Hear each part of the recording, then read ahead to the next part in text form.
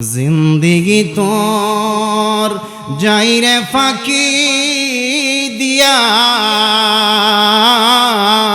रे सोनार आदम जिंदगी तोर जाइरे फाकी दिया। अल्लाहु अकबर बोलें। बाजान किताबेर नाम तफसिर मजहारी, বিশুদ্ধ একটা কিতাব। ওই তাফসীর মাজাহারির মধ্যে বাজান এসেছে এই পৃথিবীর মধ্যে বাজান চারজন বাদশা এসেছিলেন।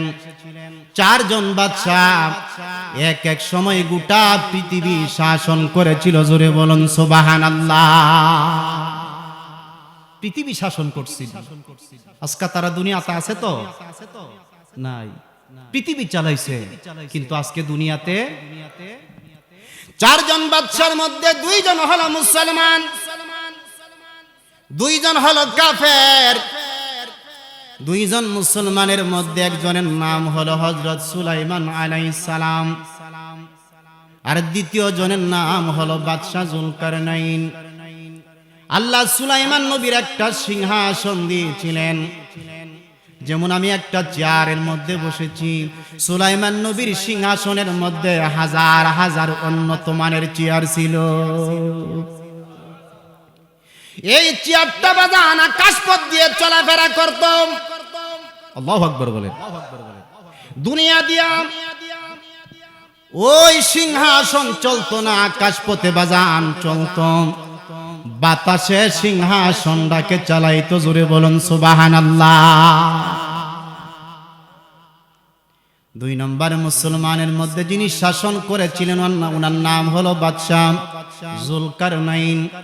আল্লাহ বাদশা যুলকারনাইনকে একটা ঘোড়া দিয়েছিল। ঘোড়ার পিঠের মধ্যে বসে বসে গোটা পৃথিবী শাসন করেছিলেন। কিতাবের মধ্যে এসেছে ওই ঘোড়াটা একটা কদমে 10,000 মাইল যাইতে পারত। কত হাজার মাইল? এক কদমে 10,000। এই ঘোড়াটার পিঠে বৈশা বৈশা পৃথিবীর এক প্রান্তর থেকে অপর প্রান্তরে তিনি গোটা পৃথিবী শাসন করেছিলেন। জোরে বলুন সুবহানাল্লাহ। দুইজন কাফেরের মধ্যে একজনের নাম হলো নমরুদ। নামটা কি? আরেকজনের নাম হলো বক্তে নসর। কয়জন হইছে? দুইজন। মুসলমান দুইজন, কাফের দুইজন। এই চারজনে মিল্লা কোন এক এক সময় চারজন গোটা পৃথিবী শাসন করতেন। জোরে বলুন মারহাবা। এর মধ্যে প্রথম জনের নাম হলো হযরত সুলাইমান আলাইহিস সালাম। সুলাইমান নবীকে জিনেরা সবচাইতে বেশি ভয় পাইতেন। জিনেরা উনারে বড় ভয় পাইতেন। এমন কি পাখিরা উনার কথাবার্তা শুনত। এই পৃথিবীর মধ্যে যত আল্লাহর সৃষ্টির জীব আছে প্রত্যেকটা জীব সুলাইমান নবীর কথাবার্তা শুনত। জোরে বলুন সুবহানাল্লাহ। উনার সাথে একটা পাখি থাকতো। পাখিটার নাম হলো খুতকুত পাখি। পাখিটার নাম কি? খুতকুত পাখি। উনি যদি উযু করতে চাইতেন পাখিটা চোখটা বন্ধ কইরা বইলা দিতে পারতেন যেন পাহাড়ের নিচে অমুক জায়গার মধ্যে পানি আছে। ইশারা দিয়া বললে জিনারা ওই জায়গাটা খনন করতেন। খনন করে দেখতেন ওই গুহাটার নিচের মধ্যে পর্যাপ্ত পরিমাণ পানি রয়েছে। আল্লাহ একটা পাখিরে কত ক্ষমতা দিছে। একটা পাখি বলতে পারতেছে কোথায় কোন পাহাড়ের নিচের মধ্যে পানি আছে। আল্লাহু আকবার বলেন না। হাদিস শরীফের মধ্যে আসছে একদিন সুলাইমান নবী জিন জাতিদেরকে ডাকলেন। জিন জাতিরা আল্লাহর পয়গম্বর সুলাইমান নবীর সামনে এসে হাজির হয়ে গেলেন। জিনেরা বড় ভয় পাইতেছেন। সুলাইমান নবী আমাদেরকে কেন ডাকলেন? কোন বেয়াদবি করছি নাকি? হাজার হাজার জিনেরা সুলাইমান নবীর সামনে এসে হাজির হয়ে গেলেন। সুলাইমান নবী ডেকে ডেকে বললেন, জিনেরা তোমরা জানোনি তোমাদেরকে আমি কেন আহ্বান করলাম? জিন জাতিরা বললেন, না গো পয়গম্বর, আমরা তো বলতে পারতেছি না। সুলাইমান নবী ডেকে ডেকে বললেন, জিনেরা রে, একটা মসজিদ বানাইবা, বড় চমৎকার করে মসজিদরা বানাইবা। ওই মসজিদের টাইলস গুলা পাথর গুলা দুনিয়ার কোনো পাথর লাগাইতে পারবে না। এই পৃথিবীর মধ্যে বড় বড় মহাসাগর যে আছে, সাগরের নিচের মধ্যে আল্লাহর কুদরতি পাথর আছে। ওই সাগর থেকে ডুব দিয়া তুলিয়া পাথর তুইলা মসজিদের টাইলস হিসাবে লাগাইবা। দুনিয়ার কোনো পাথর লাগাইতে পারবা না। জিন জাতিরা বড় চমৎকার করে মসজিদ নির্মাণ করলেন। ওই মসজিদের নাম হলো বাইতুল মুকাদ্দাস। মারহাবা বলেন। মসজিদের নাম কি? বাইতুল মুকাদ্দাস। যেই মসজিদ বাজান ফিলিস্তিনের মধ্যে কোন রয়েছে বাবা, এই মসজিদরা আমাদের মুসলমানদের একসময় কিবলা ছিল। জোরে বলুন সুবহানাল্লাহ। হাদিস শরীফের মধ্যে এসেছে কোরআন শরীফ এবং রোজা, যারা কোরআন শরীফ তেলাওয়াত করে, শুনে, মোহাব্বত করে, ভালোবাসে, কিয়ামতের মাঠে ওই লোকটা যদি জাহান্নামে চলে যায়, কোরআন শরীফ তার জন্য আল্লাহর কাছে সুপারিশ করবে। আল্লাহ কোরআন শরীফের সুপারিশ কবুল করে তাকে জান্নাতের মধ্যে জায়গা দিয়ে দিবে। ঠিক এমনি ভাবে যারা নাকি মাহে রমজান মাসের রোজা রাখবে, এই লোকটা যদি জাহান্নামে চলে যায়, রোজা আল্লাহর দরবারে ডেকে ডেকে বলবেন, মালিক আপনার বান্দা বান্দিকে জাহান্নামের আগুনে জ্বালাইতে পারবেন না। রোজা বলবে, মালিক আপনার বান্দা বান্দি সুবহে সাদেক হতে সূর্য অস্ত পর্যন্ত সারাদিন খাবার দাবার থেকে বিরত ছিল, আমি রোজা রেখেছিল, সুতরাং আমি রোজা আপনার কাছে সুপারিশ করতেছি, আপনার বান্দা বান্দিকে জান্নাতের মধ্যে জায়গা দিয়ে দেন। আল্লাহর রাসূল বলেন, রোজা যেই মানুষটার জন্য আল্লাহর কাছে সুপারিশ করবেন, ওই লোকটাকে আল্লাহ বিনা হিসাবে জান্নাতের মধ্যে জায়গা দিয়ে দিবেন। জোরে বলুন সুবহান।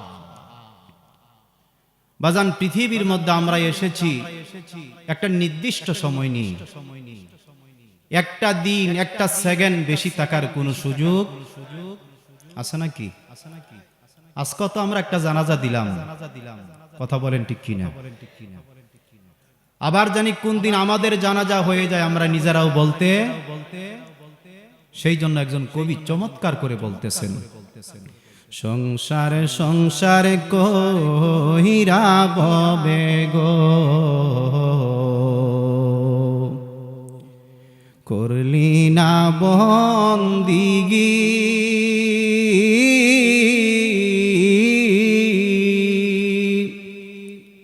কিভাবে কাটাইবি মনরে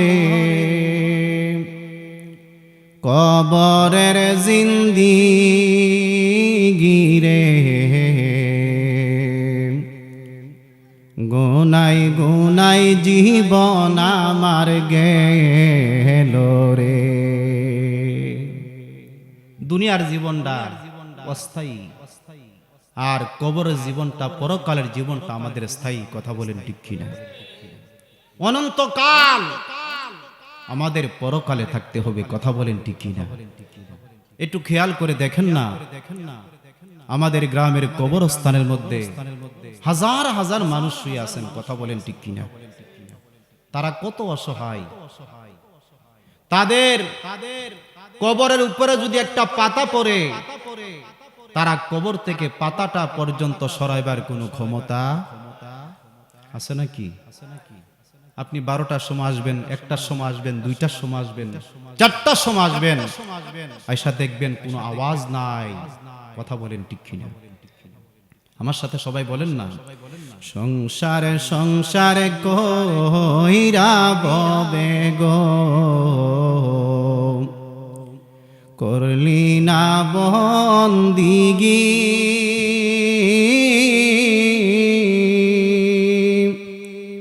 কিভাবে কাটাইবি মনরে কবরের জিন্দিগি রে, গুনাই গুনাই দিন আমার গেল রে, বলেন গুনাই গুনাই দিন আমার গেল ফজর গেল ঘুমের ঘরে গো, জোহর গেল কাজে,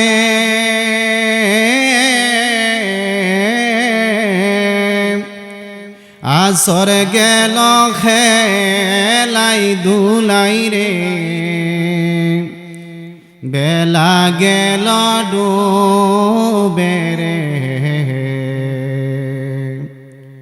ওরে জীবন গুনাই গুনাই গেল রে, বলেন ওরে জীবন গুনাই গুনাই গেল।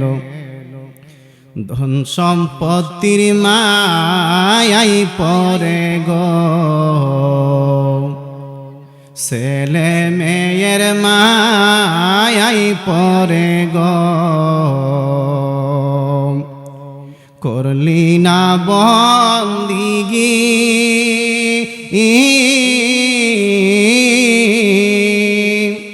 কিভাবে কাটাইবি মনরে, কবরের জিন্দিগি রে, ওরে জীবন গুনাই গুনাই গেল রে, ওরে জীবন গুনাই গুনাই গেল রে। আল্লাহু আকবার বলে। আমার বাবারা বন্ধুরা গভীর মনোযোগ, আজকের মাহফিলটা একটা ব্যতিক্রম মাহফিল। বাজান সকল কবরবাসীর স্মরণের আত্মার মাগফিরাতের মাহফিল, কথা বলেন ঠিক কিনা?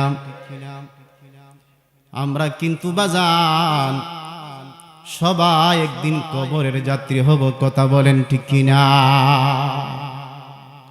আল্লাহ আমাদেরকে একটা নির্দিষ্ট টাইম দিয়া পৃথিবীর মধ্যে পাঠাইলেন।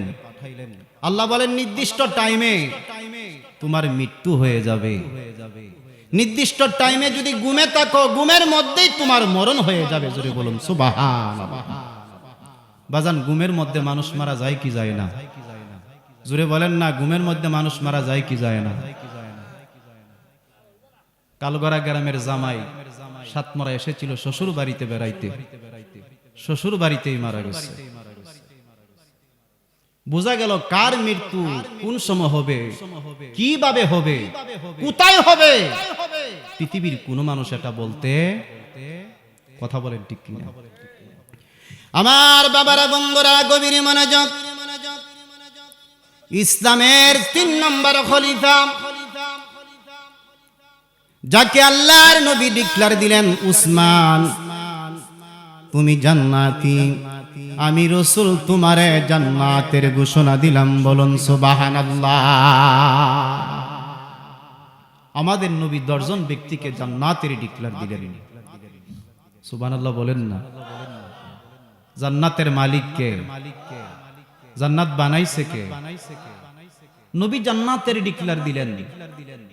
হাদিস শরীফে রাসূল বলেন আল্লাহু মুতি ওয়া আনা কাসিমুন, নবী বলেন আল্লাহ হলো প্রদানকারী, আমি নবী হইলাম বন্টনকারী। জোরে বলুন সুবহানাল্লাহ। আল্লাহ জান্নাতগুলো বানায়া, জান্নাতগুলো সাজাইয়া, জান্নাতের চাবি সহ জান্নাতের মালিক রাসূলকে বানায়া দিলেন। আল্লাহ বলে দিলেন বন্ধু জান্নাত বানাইছি আমি ঠিকই, জান্নাতের মালিক আপনাকে বানাই দিলাম, জান্নাতের চাবিগুলো আপনার কাছে তুলে দিলাম। যাকে মনে চায় তাকে আপনি জমিনের মধ্যে জান্নাতের ঘোষণা দিতে পারেন। এই কারণে আল্লাহর হাবিব জমিনের মধ্যে ১০ জনকে জান্নাতের ডিক্লার দিলেন। জোরে বলুন সুবহানাল্লাহ। হযরত উসমান গনি জিন নুরাইন যাকে রাসূল জান্নাতের ডিক্লার দিলেন, তিনি যখন রাস্তা দিয়ে চলাফেরা করতেন, চলার পথে যখন কবরস্থান দেখতেন তিনি হাউমাউ করে কাঁদতেন। উনার শরীরের মধ্যে কাঁপুনি শুরু হয়ে যাইত, উনি অস্থির হয়ে যাইতেন, উনি বেহুশ হয়ে যাইতেন, এমন ভাবে কাঁদতেন চোখের পানিগুলো দাঁড়িতে আসতো, সমস্ত ধাড়িগুলো ভিজে ভিজে টপ টপ টপ টপ করে জমিনের মধ্যে পড়তো। জোরে বলুন সুবহান। কবরস্থান দেখলে তিনি কি করতেন? কাঁদতেন। হযরত উসমান গনি জিন্নুরাইনকে প্রশ্ন করা হলো, হুজুর আপনি যখন আল্লাহর ইবাদত, আপনি যখন নামাজ পড়েন এইভাবে কাঁদেন না, মাহে রমজান মাসে রোজা রাখলে এইভাবে কাঁদেন না, এমন কি খানায়ে কাবা তাওয়াফ করলে এইভাবে কাঁদেন না, কিন্তু কবরস্থান দেখলে আপনি কাঁদেন, কবরস্থান দেখলে আপনি কেন বেহুশ হয়ে যান? উসমান গনি জিন্নুরাইন জবাব দিলেন, নবীজির জবান থেকে শুনেছি রাসূল বলেছেন, ইন্নাল কাবরা আউয়ালু মানজিলিন, আল্লাহর রাসূল বলেছেন প্রত্যেকটা মানুষের প্রথম ঘাঁটিটার নাম হলো কবর। নবী বলেন যারা কবর থেকে রেহাই পাবে, অন্যান্য ঘাঁটিগুলো তাদের জন্য বড় সহজ হয়ে যাবে।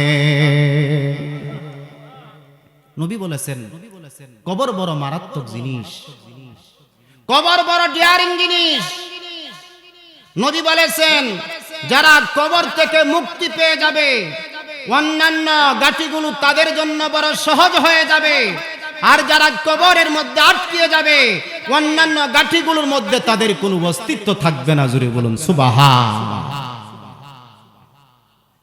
আমার বাবারা, বন্ধুরা, গভীর মনোযোগ। ওই কবরের মধ্যে যখন আমরা চলে যাব, আমাদের আপনজনেরা যখন আমাদেরকে মাটি দিয়া দাফন কইরা যখন 40টা কদম পরিমাণ রাস্তার মধ্যে নামবে, কবরের মধ্যে আল্লাহ রাব্বুল আলামিন আমাদেরকে জীবিত করবে। আল্লাহ পারবনি? আল্লাহর ক্ষমতা আসেনি? 40 কদম আপনি গণেন না, কবর থেকে রাস্তার মধ্যে 40 কদমের বেশি হয়ে যাবে। কথা বলেন ঠিক কিনা? আল্লাহর নবী বলেন তার কবরের মধ্যে 2 জন ফেরেশতা চলে আসে। একজন ফেরেশতার নাম হলো মুনকির, আর একজন ফেরেশতার নাম হলো নকির। কয়জন ফেরেশতা? একজন ফেরেশতার নাম হলো মুনকির, আর একজন ফেরেশতার নাম হলো নকির। ওই লোকটা জীবিত হইয়া চোখের পানিগুলো ছেড়ে দিবে, ডান দিকে তাকাবে মাটি, বাম দিকে তাকাবে মাটি, সামনে তাকাবে মাটি, পেছনেও তাকাবে মাটি।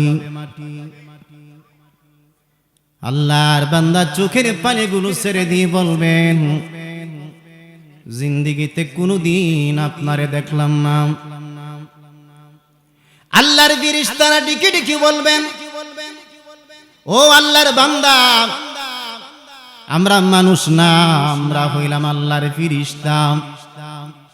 তুমি এমন একটা জায়গার মধ্যে চলে এসেছো, এই জায়গা চিরদিনের জন্য। এমন একটা জায়গার মধ্যে তুমি চলে এসেছো, এই কাল অনন্তকাল জুড়ে। বলুন সুবহানাল্লাহ। কবরের লোকটা হাউমাউ করে চিৎকার মেরে কাঁদবে। আল্লাহর একজন ফেরেশতা তাকে ডেকে ডেকে বলবেন, মার রাব্বুকা, তোমার রব কে? কবরের 2 নম্বর প্রশ্ন, মান দিনুকা, তোমার দিন কি? কবরের 3 নম্বর প্রশ্ন, মান নাবিউকা, তোমার নবী কে? ওই বান্দা যদি নেককার হয়ে থাকেন, ওই বান্দা যদি আল্লাহওয়ালা হয়ে থাকেন, ওই বান্দা বান্দি যদি আল্লাহর ইবাদত করে থাকেন, প্রশ্নের জবাবগুলো বড় চমৎকার করে দিয়ে দিবেন। আর ওই বান্দা যদি নেক আমল করে না করেন, ওই বান্দা বলবে লাদ্রি লাদ্রি, ফেরেশতারা আমারে কি বলতেছো? তোমাদের প্রশ্ন আমি বুঝি নাই, আমারে বুঝাইয়া বলো না, আমি তোমাদের ভাষা বুঝতে পারতেছি না। আর যেই বান্দা পৃথিবীর মধ্যে নেক আমল করে যাচ্ছেন, ওই বান্দা বলবেন, ফেরেশতারা রে, আমার রব হলো আমার আল্লাহ। আল্লাহ আমার রব, এই রবি আমার সব। আল্লাহ আমার রব, এই রবি আমার সব। আল্লাহর বান্দারে যদি 2 নম্বর প্রশ্ন করা হয়, মান দিনুকা, তোমার দিন কি? ওই বান্দা যদি নেককার হয়ে থাকে, চোখের পানিগুলো ছেড়ে দিয়ে বলবেন, ফেরেশতারা রে, আমার দিন হলো ইসলাম। জোরে জোরে বলা যাবে নি মারহাবা। আমাদের দিন কি? আর জোরে বলেন না, দিন কি? বাজান, পৃথিবীর মধ্যে বহু ধর্ম আছে, আছে না নাই? অনেক ধর্মের মানুষ মূর্তির পূজা করে, অনেক ধর্মের মানুষ বাজান আগুনের পূজা করে, অনেক ধর্মের মানুষ বাজান গাছের পূজা করে, মাছের পূজা করে। কিন্তু আল্লাহ বলেন, ইন্নাদ-দীনা ইনদাল্লাহিল ইসলাম, আমি আল্লাহর কাছে একটা ধর্ম গ্রহণযোগ্য, আমি আল্লাহর কাছে একটা ধর্ম মাত্র স্বীকৃতি, ওই ধর্মটার নাম হলো ইসলাম। জোরে বলুন সুবহানাল্লাহ। কবরের 3 নম্বর প্রশ্ন, মান নবীকা, তোমার নবী কে? যেই লোকটা এই জমিনের মধ্যে রাসূলকে বেশি ভালোবাসতেন, যেই লোকটা নবীজির সুন্নতগুলো আঁকড়ে ধারণ করতেন, যেই লোকটা আল্লাহ এবং তার নবীকে বেশি করে মহব্বত করতেন, উনাকে যদি প্রশ্ন করা হয়, মান নবীকা, তোমার নবীকে? ওই লোকটা চোখের পানিগুলো ছেড়ে দিয়ে বলবেন, আমার নবী হবে, আমার নবী হলেন নবীদের নবী, নবী মুহাম্মাদুর রাসূলুল্লাহ সাল্লাল্লাহু আলাইহি ওয়াসাল্লাম। জোরে জোরে বলুন সুবহানাল্লাহ।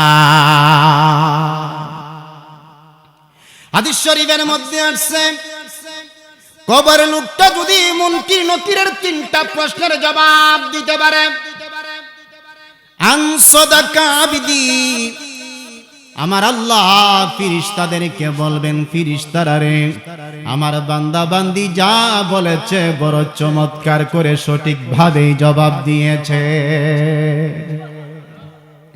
আল্লাহ ফেরেশতাদেরকে ডেকে ডেকে বলবেন, ফেরেশতারা রে, আমার বান্দা বান্দির আর বিরক্ত করিস না। আজরাইল আলাইহিস সালাম যখন নাকি রূহটা কবজ করেছিল, আমার বান্দার তো অনেক কষ্ট হয়েছিল, সুতরাং আমার বান্দা বান্দির আর ডিস্টার্ব করিস না রে ফেরেশতারা, আমার বান্দা বান্দির কবরের মধ্যে জান্নাতের বিছানা বিছায়া দাও। যেই বান্দা বান্দির 3টা প্রশ্নের জবাব কবরের মধ্যে দিতে পারবে, ওই বান্দা বান্দির কবরের মধ্যে আল্লাহ জান্নাতের বিছানা বিছায়া দিবেন। আল্লাহর নবী বলেন, শুধু জান্নাতের বিছানায় বিছায়া দেওয়া হবে না, ওই বান্দাকে কবরের মধ্যে জান্নাতের পোশাক পরিয়ে দেওয়া হবে। আল্লাহর নবী বলেন, শুধু তাকে কবরের মধ্যে জান্নাতের পোশাক পরিয়ে দেওয়া হবে না, ওই বান্দির কবর থেকে জান্নাত পর্যন্ত আল্লাহ একটা রাস্তা করে দিবেন। ওই বান্দা জান্নাতের মধ্যে থাকলে যেই যেই নিয়ামতগুলো জান্নাতের মধ্যে বুক করতে পারতেন, ওই বান্দা বান্দি কবরের মধ্যে থাইকা আল্লাহর জান্নাতের নিয়ামতগুলো খাইবেন। জোরে বলুন সুবহানাল্লাহ। জিন্দেগি তুর যাইরে ফাঁকি দিয়া রে সোনার আদম, জিন্দেগি তোর যাইরে ফাঁকি দিয়া। ও আদমেরে পাখি ধরিয়াই গেছে দাড়ি, দন্ত আছে গোটা চারি, পাখি ধরিয়াই গেছে দাড়ি, দন্ত আছে গোটা চারি, সমনজারি গিয়াছে হইয়া রে সোনার আদম, জিন্দেগি তোর যাই রে ফাঁকি দিয়া। জিন্দিগি তোর যাইরে ফাঁকি দিয়া রে সোনার আদম, জিন্দিগি তোর যাইরে ফাঁকি দিয়া। আল্লাহু আকবার বলেন। বাজান কিতাবের নাম তাফসীর মাজহারি, বিশুদ্ধ একটা কিতাব।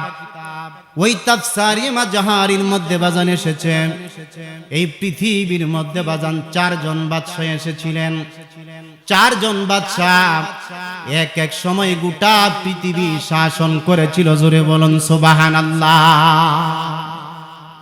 পৃথিবী শাসন করছিল। আজকে তারা দুনিয়াতে আছে তো নাই, পৃথিবী চালাইছে। কিন্তু আজকে দুনিয়াতে চারজন বাদশার মধ্যে দুইজন হলো মুসলমান, দুইজন হলো কাফের।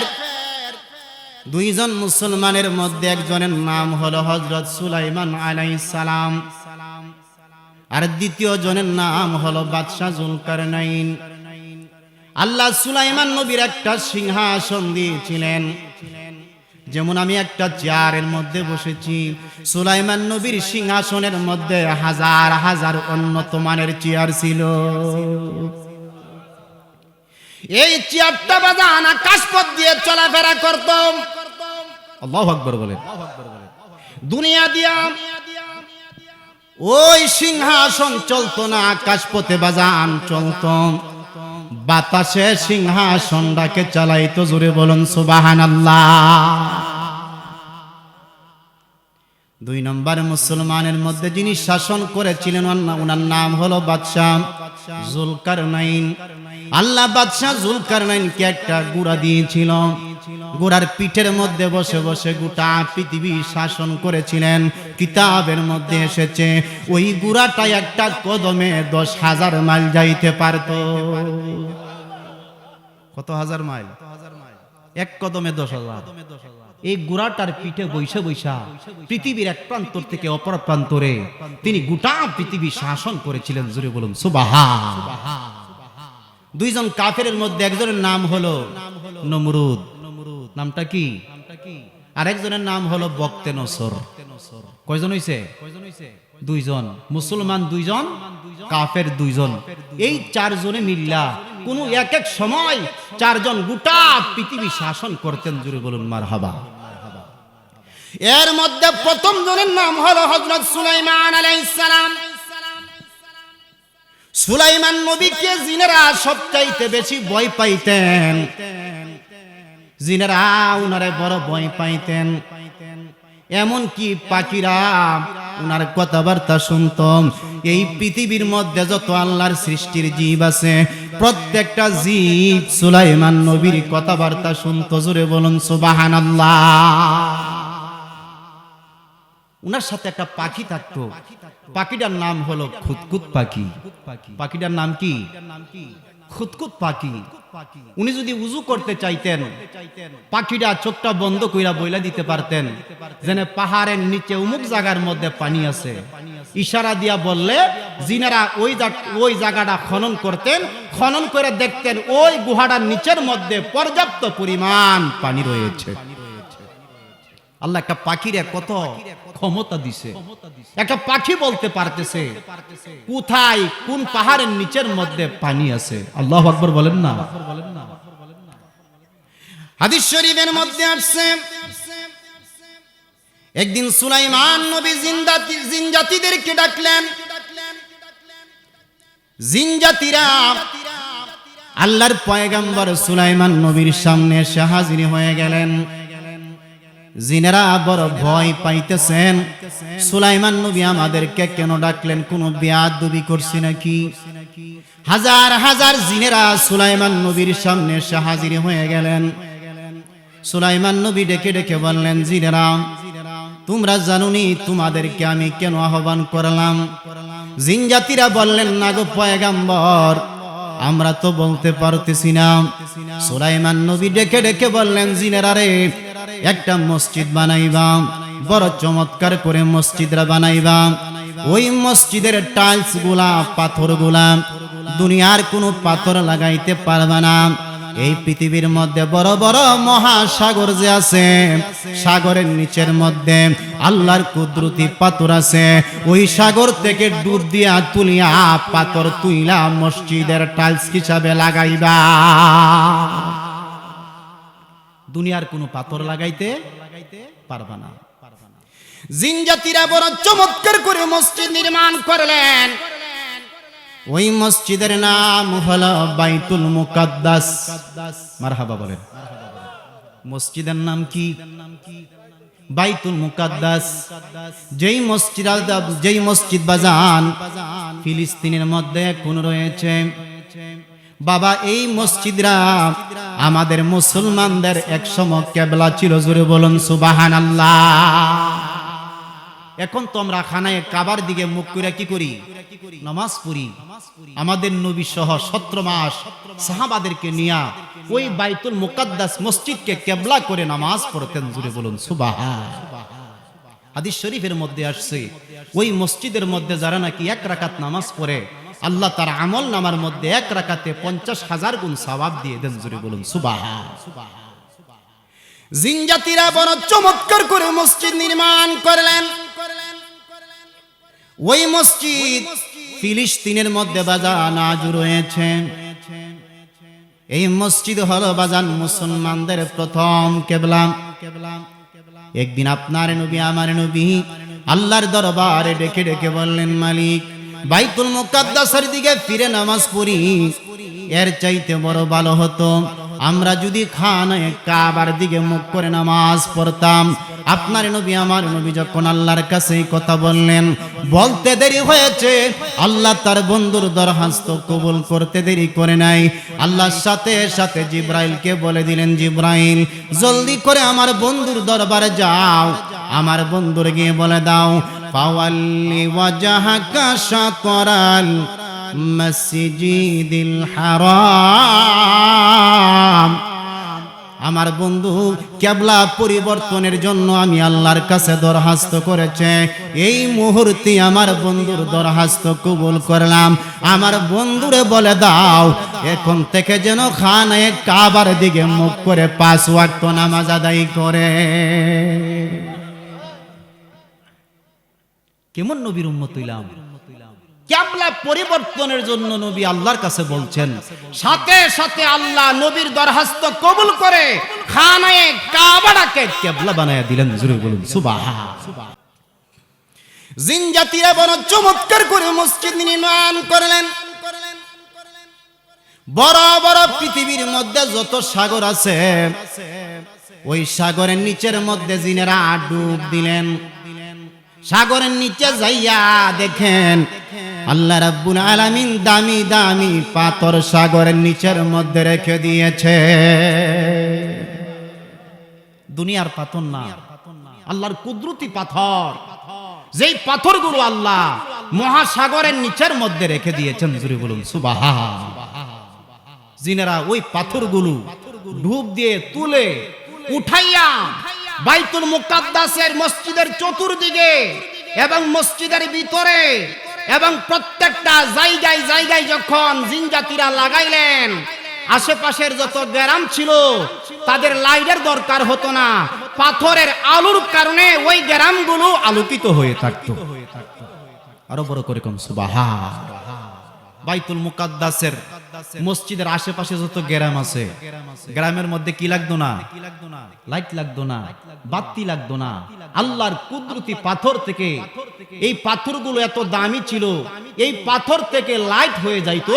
আশেপাশের গ্রামের মানুষগুলো ওই পাথরের আলোর মাধ্যমে দিন রাত্র যাপন করতে পারতো। জোরে বলুন সুবহানাল্লাহ।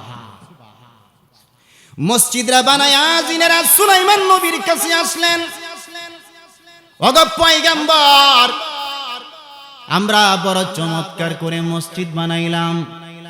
সাগরের নিচ থেকে ডুব দিয়ে আমরা পাথরগুলো তুলে তুলে লাগাইলাম। ওগো পয়গম্বর দেখে যান, আমরা যে মসজিদ নির্মাণ করলাম আপনার চয়েস হইছিনি, আপনার পছন্দ হইছে কিনা?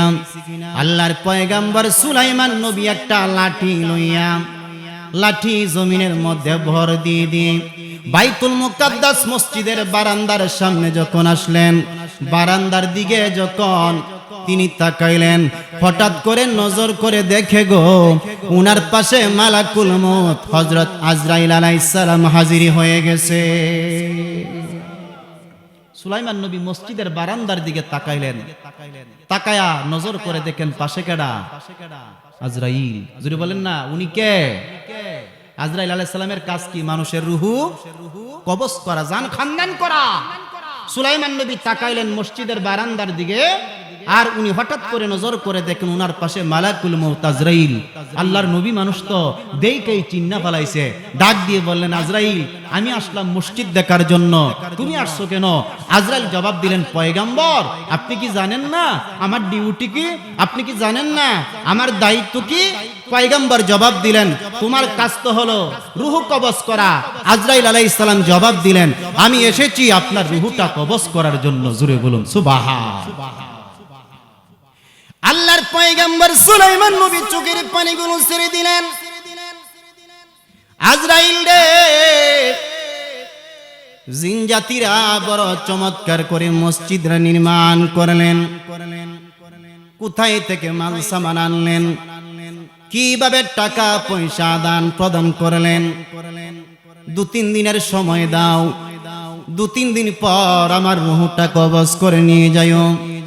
আজরাইল আলাইহিস সালাম জবাব দিলেন, পয়গম্বর আমি আজরাইল আপনারে 2-3 দিনের সময় দিতে পারবো না। আপনি নবী হইতে পারেন, কিন্তু আমি আপনাকে 2-3 দিনের সময় দিতে পারবো না। আল্লাহর পয়গম্বর সুলাইমান নবী চোখের পানিগুলো ছেড়ে দিয়ে বললেন, আজরাইল রে, আমার যদি 2-3 দিনের সময় নাই দাও, আমারে বাড়িতে যাওয়ার মতন একটু সুযোগ দাও।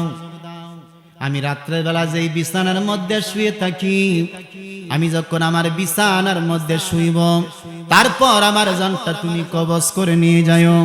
আমার বাড়িতে যাওয়ার মতন একটু সুযোগ দাও, কয়েক ঘন্টা লাগবে আমার যাওয়ার মতন একটু সুযোগ দাও। আজরাইল আলাইহিস সালাম জবাব দিলেন, পয়গম্বর আমি আপনারে বাড়িতে যাওয়ার মতন সুযোগ দিতে পারবো না। আল্লাহর পয়গম্বর সুলাইমান নবী চিৎকার মেরে জবাব দিলেন, আজরাইল আমারে যদি বাড়িতে যাওয়ার সুযোগ নাই দাও, আমারে বসার মতন একটু সুযোগ দাও। আমি এখন দাঁড়ায় আছি, আমি শুধু বসবো, বসার পর তুমি আমার রূহটা কবজ করে নিয়ে যাও। আজরাইল আলাইহিস সালাম জবাব দিলেন, পয়গম্বর আপনি যে বসবেন বসার মতন এটার সুযোগও আমি দিতে পারবো না। হযরত আজরাইল আলাইহিস সালাম যখন এই কথা বললেন, আল্লাহর পয়গম্বর সুলাইমান নবী জবাব দিলেন, আজরাইল আমার চেহারাটা মসজিদের দিকে রয়েছে, আমার চক্ষু 2টা মসজিদের বারান্দার দিকে রয়েছে, আমার 2টা চক্ষু জমিনের দিকে রাখবো, 1 সেকেন্ডের সময় দাও। আমার চেহারাটা মাত্র জমিনের দিকে রাখবো, 1 সেকেন্ড লাগবে, 1 সেকেন্ডের সময় দাও। আজরাইল আলাইহিস সালাম জবাব দিলেন, পয়গম্বর আপনার চেহারাটা যে জমিনের দিকে রাখবেন, এই তাকানোর সময়টা 1 সেকেন্ডের সময় আমি আজরাইল দিতে পারবো না। হাদিস শরীফের মধ্যে এসেছে 2-3 দিনের সময় চাইলেন, আজরাইল পয়গম্বরকে দেন নাই। বাড়িতে যাওয়ার সুযোগ চাইছেন, আজরাইল দেন নাই। বসার সুযোগ চাইছেন, আজরাইল দেন নাই। চেহারাটা মাটির দিকে তাকাইবার সুযোগ চাইছেন, আজরাইল দেন নাই। তিনি যেইভাবে বারান্দার দিকে তাকিয়েছিলেন, ঠিক সেই মুহূর্তে হযরত আজরাইল আলাইহিস সালাম ওনার রূহটা কবজ করে নিলেন। জোরে বলুন সুবহান। এই বাড়ি তো আসলে না কবরে হয়া সলবাড়ি, বলেন এই বাড়ি তো আসল না কবরে হয়া। আমাদের আসল বাড়ি কোথায়? কবর। জুড়ে বলেন না, আমাদের আসল বাড়ি কোথায়? আমরা কিন্তু আসল বাড়ির কবরের ঠিকানা পাওয়ার জন্য আমরা এসেছি। কথা বলেন ঠিক কিনা? এই বাড়ি তো আসলে না কবরে হয় আসল আইসা একাম যাইবা একাম কেউ দিবে না তোমায় দেখা দেখা দিবেন দয়াল নবী দেখা দিবেন দয়াল নবী দুজাহানের কান্ডারি এই বাড়ি তো আসলে না কবর হয়া সলবারি বাজান এই বাড়ি তো আসলে না কবর হয়া সলবারি। আল্লাহু আকবার বলেন। কবর থেকে বাসন যাব, মৃত্যু থেকে বাসন যাব। আল্লাহ বলেন আইনামা তাকুনু ইউদরিকুমুল মাউতু ওয়ালাউ কুনতুম ফি বুরুজিম মুশাইদা। আল্লাহ বলেন মৃত্যু থেকে তুমি পলায়ন করতে পারবে না। আল্লাহ বলেন মৃত্যু থেকে তুমি বাঁচতে পারবে না। মৃত্যুর পেয়ালা তোমার পান করতে হবে। তুমি যাইবা কোথায়? যেখানে যাইবা সেই জায়গাটার মালিকও আমি আল্লাহ। জোরে বলুন সুবহান। যাবার কোনো জায়গা আছে? আল্লাহ কো যাইবা কু? বেশি আসমানও যাইবা, আসমানও তো যাইতে পারতা না। আসমানও তো যাইবা, আসমানদার মালিকও তো আমি আল্লাহ। সুবহানাল্লাহ কন্না। আল্লাহ বলেন তুমি না হয় লোহার সিন্ধুকের ভিতরে বসে থাকবা, লুকার সিন্ধুকের ভিতরে বৈশাও তুমি বাঁচতে পারবে না। পৃথিবীর মধ্যে জমিনের মধ্যে এমন কোন জায়গা নাই যেই জায়গাটা আমি আল্লাহ নিয়ন্ত্রণ করতেছি না। জোরে বলুন সুবহান। আমার বাবারা বন্ধুরা গভীর মনোযোগ, ওই কবরের মধ্যে আমাদের যেতে হবে। কবর থেকে বাজান আমাদের আখিরাত শুরু হয়ে যাবে। কথা বলেন ঠিক কিনা? কবর থেকে বাজান আমাদের আখিরাত শুরু। অনেকে বলে মৃত্যুর পর আর কি হইব? আল্লাহ বলেন যাও আর মৃত্যুর পরেই তো হইব। জোরে বলুন সুবহানাল্লাহ। আমাদের ডান কাঁধে আছে একজন ফেরেশতা, আমাদের বাম কাঁধে আছে একজন ফেরেশতা। কয়জন ফেরেশতা হইছে? ডান কাঁধের ফেরেশতারা, ডান কাঁধের ফেরেশতা আমাদের নেকগুলো লিখতেছে। এই যে সুবহানাল্লাহ বলতেছেন, এই যে আলহামদুলিল্লাহ বলতেছেন, এই যে আল্লাহু আকবার বলতেছেন, বলতে দেরি হয়, ফেরেশতারা লিখতে দেরি করে না। সুবহানাল্লাহ বলবেন না? আপনি বলার একটা নিয়ত করলেন, সাথে সাথে ফেরেশতা লিখে ফেলে। আর বাম কাদের ফেরেশতা লেখে আমাদের গুনাহগুলো, আমাদের পাপগুলো, আমাদের অন্যায়গুলো। বাম কাদের ফেরেশতা লিখতে একটু দেরি করে। ডান কাদের ফেরেশতা কো লেখ বাজে, আবার যদি বান্দা তওবা কইরা আবার কারণ লাগবে। সুবহানাল্লাহ কোন না? কারণ তওবার দরজা খোলা না বন্ধ? জোরে বলেন না, তওবার দরজা খোলা না বন্ধ? ডান কাদের ফেরেশতা নিয়ত করলে লেই খেলা। মসজিদের মধ্যে আজান হইছে, আপনি পাঞ্জাবিটা পড়তাছেন, নামাজও যাইবেন, নামাজের সওয়াব ডান কাদের ফেরেশতা লিখে লইছে। সুবহানাল্লাহ কোন না? আর বাম কাদের ফেরেশতা পাপ করার পরেও লেখে না। ডান কাদের ফেরেশতা বাম কাদের ফেরেশতারে কো তুই যে লিখে লইবি, কুদ্দুর পরে মসজিদে গিয়া যদি কো আল্লাহ আমারে maaf করে দাও, আল্লাহ তো maaf করে দিব, পরে তো কারণ লাগবে। সুবহানাল্লাহ কইতেন না? কারণ সবচেয়ে বেশি মায়া কার? জোরে বলেন না, সবচেয়ে বেশি মায়া কার? আল্লাহ বলেন উদউনি আস্তাজিব লাকুম, তোমরা আমি আল্লাহরে ডাকো, যখন ডাকবা তখনই আমি তোমার ডাক সাড়া দিব। আরো বড় করে কোন সুবহান। 24 ঘন্টা আল্লাহ আপনার ডাক কি করবে? সাড়া দিবে। হাদিস শরীফের মধ্যে এসেছে তাহাজ্জুদ নামাজের সময় আল্লাহ বান্দা বান্দির মায়া পয়রা প্রথম আসমানে চলে আসে। প্রথম আসমান আয়া পড়ে, আয়া বান্দা বান্দিরা ডাহে, ও আমার বান্দা বান্দিরা, তোমাদের মধ্যে কেউ গুনাহ করছো নাকি?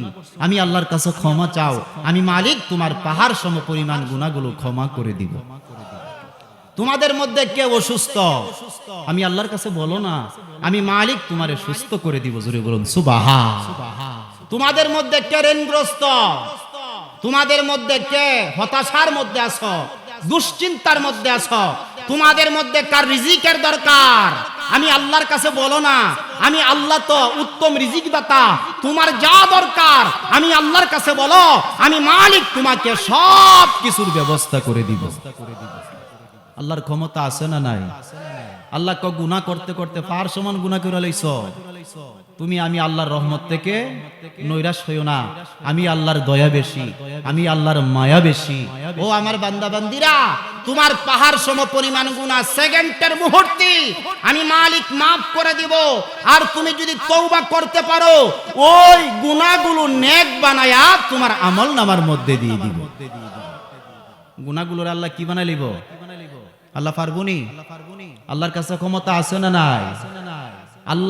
আল্লাহর কাছে 100 মায়া আছে, এর মধ্যে 99টা মায়ার ভাগ আল্লাহর কাছে রাখতে দিছে। সুবহানাল্লাহ বলতেন না? কয়টা মায়ার ভাগ রাখছে? আর একটা মায়ার ভাগ দিয়ে আল্লাহ গোটা মখলুকাত সৃষ্টি করেছেন। জুড়ে বলুন সুবহান। এক ভাগ মায়ের মধ্যে আমাদের আছে না নাই? মা বাবার আছে না নাই? হাঁস মুরগির মধ্যে আছে না নাই? দেখেন মুরগি যদি বাচ্চা লইয়া নামে সামনে দা যাওন জানা, মুরগিটা পারুক আর না পারুক একটা থাবা হইলেও দে, দেখি দেয় না? আচ্ছা মুরগিটা দিয়ে 2 কেজি 40 কেজি লুকটারে গিয়া 1 মণ 1.5 মণ 2 মণ লুকটারে গিয়া টুর মারে, কারণটা কি? বাচ্চার মায়ার কারণে। কথা কোন ঠিক কিনা? আল্লাহ এক ভাগ মায়া দিয়া গোটা মাখলুকাত সমস্ত সৃষ্টি জগৎ সৃষ্টি করেছেন। আর আল্লাহ 99টা মায়া আল্লাহর কাছে রেখে দিলেন। আল্লাহ বলে, বান্দা বান্দিরা গুনাহ করছো, টেনশনের কোনো কারণ নাই। আমি মালিকের কাছে ক্ষমা চাইবা, আর ক্ষমাটা তুমি এমন কইরা চাইবা, আল্লাহ এই পাপ করছি, জিন্দেগিতে আর আমি কোনোদিন এই পাপটা করব না। আল্লাহ এই গুনাহটা করেছিলাম, এই গুনাহগুলো আমার জীবনে আমি আর কোনোদিন করব না। আমি তোমার পথে পরিচালিত হয়ে গেলাম। আল্লাহ বলেন, তুমি যখন খালেস নিয়তে তওবা করো, তওবা শব্দের অর্থ হলো ফিরে আসা, পাপের কাছ থেকে ফিরে আসা। আল্লাহ বলেন, এমন করে যখন তুমি তওবা করবা, আমি মালিক তোমার তওবা সেকেন্ডের মুহূর্তে ক্ষমা করে দিব। আরো বড় করে কোন সুবহান। কারণ কি? আল্লাহর মায়া। আল্লাহর মায়া কি? একটু জিকির করেন, আল্লাহ আল্লাহ আল্লাহ আল্লাহ।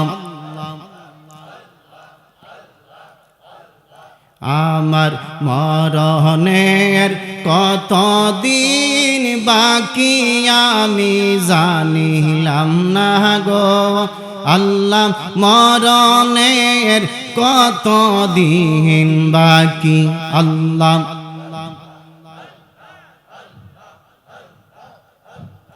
আজরাইল আসিয়া যেদিন হস্তে দিব রশি মাশাআল্লাহ, তখন আমার মনাবাই করবে লুকালুকি আমি জানিলাম না গো আল্লাহ, মরণের কতদিন বাকি মাশাআল্লাহ।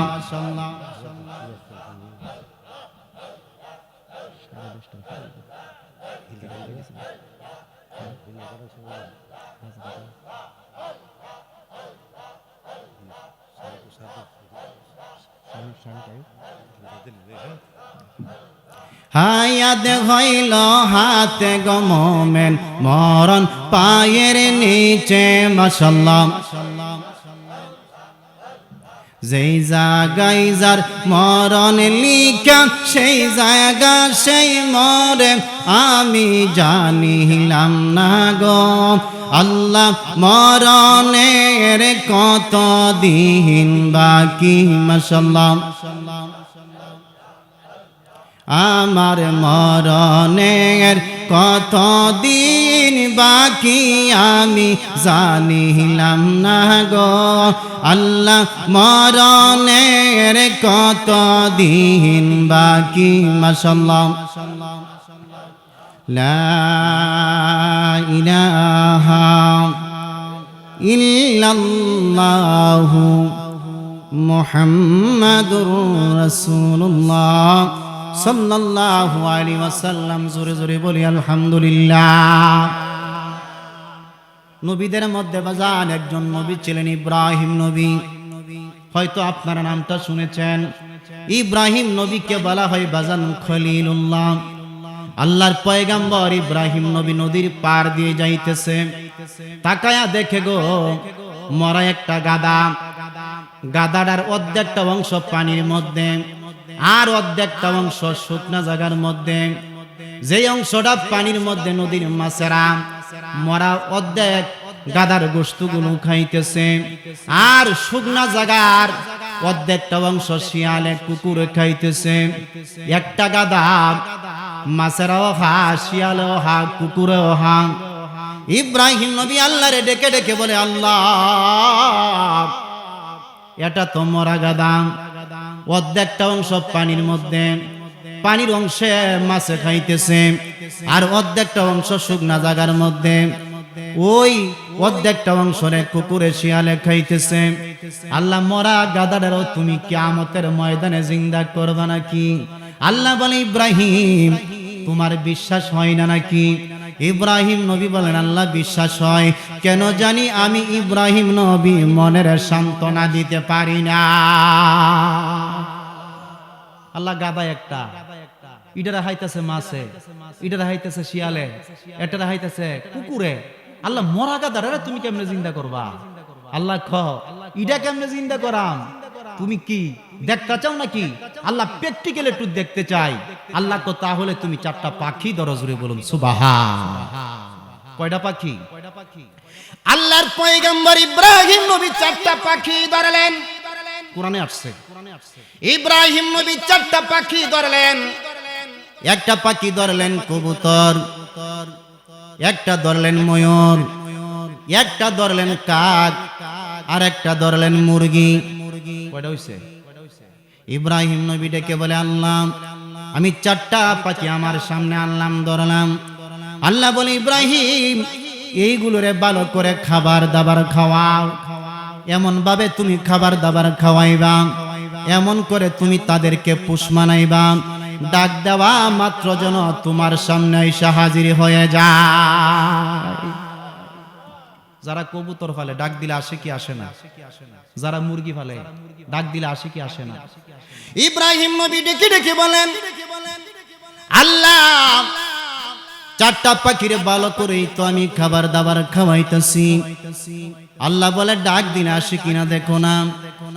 ইব্রাহিম নবী ডাক দিলেন, মুরগি আমার সামনে আসো।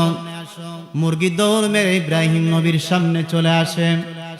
ইব্রাহিম নবী কবুতরকে ডাক দিলেন, কবুতর উড়াল মেরে ইব্রাহিম নবীর সামনে চলে আসে।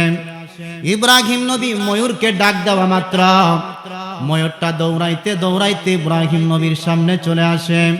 কাককে ডাক দেওয়া মাত্র ইব্রাহিম নবীর সামনে এসে কাকটা বসে যায়। ইব্রাহিম নবী ডেকে বলে, মালিক, ডাক দিতে দেরি হয়, 4টা পাখি আমার সামনে আসতে দেরি হয় না। আল্লাহ ডাক দিলে শুনে। আমি যখন পাখিগুলোরে বলি, আমার ডাকে সাড়া দেয়, আমার কথা শুনে। আল্লাহ বলে, ইব্রাহিম, তাহলে 4টা পাখিরে তুমি বিসমিল্লাহ বলে জবাই করো। সুবহানাল্লাহ বলেন। আল্লাহ কি বলছে? 4টা পাখিরে তুমি জবাই করো। ইব্রাহিম খলিলুল্লাহ 4টা পাখিরে জবাই করলেন। আল্লাহ বলে, ইব্রাহিম, 4টা পাখির চামড়া শরীর থেকে তুমি আলাদা করো, অর্থাৎ চামড়া থেকে গোশতগুলো আলাদা করে ফেলো। ইব্রাহিম নবী 4টা পাখির গোশতগুলো চামড়া থেকে আলাদা করলেন। আল্লাহ বলে, ইব্রাহিম, 4টা পাখির গোশতগুলো টুকরো টুকরো করো, ছোট ছোট টুকরো টুকরো করো। ইব্রাহিম নবী 4টা পাখির গোশতগুলো বাজান টুকরো টুকরো করলেন। আল্লাহ বলে, ইব্রাহিম, 4টা পাখির গোশতের টুকরাগুলো একটা বলের মধ্যে রেখে দাও। জোরে বলুন সুবহানাল্লাহ। 4টা পাখির গোশতের টুকরোগুলো ইব্রাহিম নবী কি করলেন? একটা বলের মধ্যে রাখছেন। আল্লাহ কই, ইব্রাহিম, এইবার সমস্ত গোশতের টুকরোগুলো একসাথে মিশ্রিত করো। জোরে বলুন সুবহান। এইবার ইব্রাহিম নবী 2 হাত দিয়া বলের মধ্যে যে 4টা পাখির গোশতের টুকরা আছে সবগুলোকে মিশ্রিত করতেছেন। জোরে বলুন সুবহান। আজকের মাহফিলের সম্মানিত বিশেষ বক্তা আসতেছেন, আমরা সম্মানার্থে সবাই জোরে একটা তাকবীর দেই। নারায়ে তাকবীর, নারায়ে রিসালাত। হযরত মাওলানা মিজানুর রহমান আশিকি সাহেবের আগমন। মাহফিলের পক্ষ থেকে, এলাকাবাসীর পক্ষ থেকে আমরা সকলে বলি আলহামদুলিল্লাহ। আমার বন্ধু প্রায় 13 বছর আগে ওয়াজ করছিলাম, একটা ওয়ারুক ওয়ারুগিয়া দেওয়া হয়েছিল 13 বছর আগে। তো ভাই এইদিকে আসলে পরিচয় নাই, আসতে পারে না। তো কমিটির লোকেরা যখন আমারে বলছে যে আপনার ইচ্ছে মতো একটা বক্তা দাওয়াত করেন, চিন্তা করলাম আমি একটা সুযোগ পাইছি, আর এই সুযোগটা না পাইলে আমার ভাই তৈল আনলাম বুঝলে। তো চিন্তা করলাম আমার ভাইজান রে আমরা বাড়িটা গ্রামটা এলাকাটা একটু দেখাই দেই। খুব সুন্দর আলোচনা করে থাকেন, আমি তো গ্রামের হুজুর কি কন, আমার আলোচনা আপনারা সবসময় শুনেন। আমি আর ঘটনাটা সামনে বাড়ছি না, শুধু শেষ করে দিচ্ছি।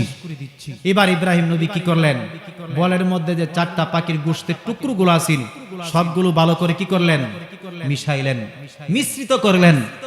ইব্রাহিম নবী ডাক দিয়া কয় আল্লাহ এখন কি করতাম?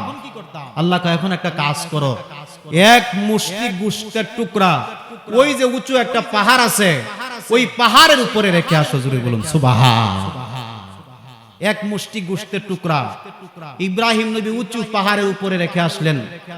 ইব্রাহিম নবী ডাক দিয়ে বলেন আল্লাহ বলের মধ্যে তো আরো কিছু গোশতের টুকরা আছে। আল্লাহ ডাক দিয়ে বলেন ওই যে একটা নদী আছে, নদীর ওই পারের মধ্যে আবার এক মুষ্টি রেখে আসো। সুবহানাল্লাহ বলেন না। ইব্রাহিম নবী নদীর ওই পারের মধ্যে আবার এক মুষ্টি রেখে আসলেন।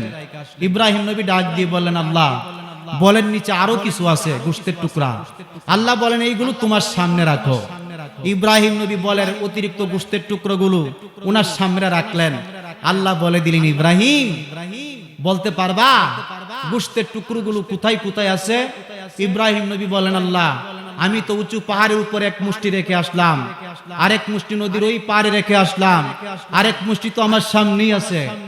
আল্লাহ ডাক দিয়ে বললেন ইব্রাহিম কবুতরটারে ডাক দাও, তুমি যেই কবুতরটার জবাই করেছিলাম গোশতগুলো আমি আল্লাহ একসাথে করে পুনরায় ওই কবুতরটা তোমার সামনে হাজির করে দিব।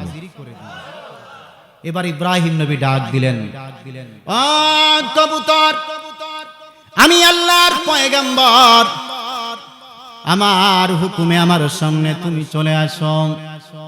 বাজান বোঝানোর জন্য বলতেছি, মনে করেন কবুতরের মাথাটা ছিল উঁচু পাহাড়ের উপরে, কবুতরের কলিজাটা মনে করেন ছিল বাজান নদীর ওই পাড়ের মধ্যে, কবুতরের পা মনে করেন ছিল ওনার সামনে, কবুতরের গোশতের টুকরোগুলো যেই যেই জায়গার মধ্যে ছিল সবগুলো বাতাসের মতন উড়াল মেরে এসে যেই কবুতর ইব্রাহিম নবী জবাই করেছিলেন আল্লাহ রাব্বুল আলামিন ওই কবুতরটাকে গোশতের টুকরোগুলো একত্রিত করিয়া পুনরায় ওই কবুতরটাকে জীবিত করে দিলেন। আল্লাহ বলে ইব্রাহিম ময়ূরটাকে তুমি ডাক দাও।